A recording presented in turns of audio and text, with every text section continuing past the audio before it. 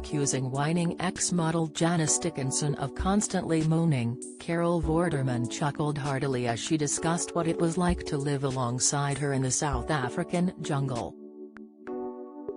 "There was noise from her endlessly, it's like, shut up," Carol exclaimed, imitating her by making what sounded like raucous and blood-curdling bird calls.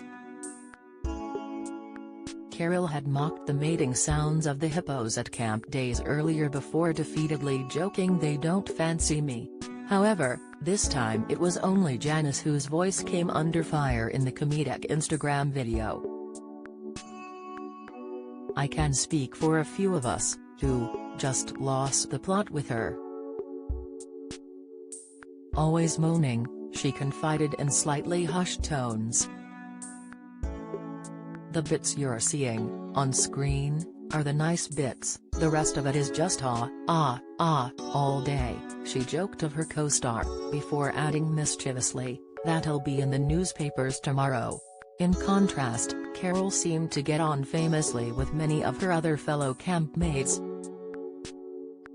She praised my lean class for doing wonderfully, sympathized that lovely Fatima Whitbread was shattered after doing most of the work for everyone, and then raved about how happy and positive Helen Flanagan's attitude had been.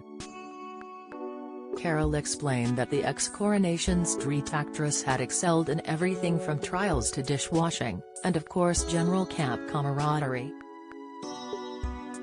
Meanwhile, she has previously described Jordan Banjo of Diversity as her much-loved jungle son. Yet she had very little positive feedback about moaning Janice, reserving her commentary for imitating her raucous voice. Carol also discussed the storm that took place in camp during last night's live feed on Instagram, reliving everything that had been filmed last September. Meanwhile, Carol also shared a post dedicated to her admiration for Fatima yesterday, describing her as a heroine whom it had been a privilege to get to know in person. "One of the main things I've learned, in camp, is what an incredible, kind and wonderful woman Fatima Whitbread is," she wrote. She was brought up in children's homes until she was 14, always looking after the younger kids and always looking for something to do. "She saw hardship, but she was loved and has the biggest heart in the world."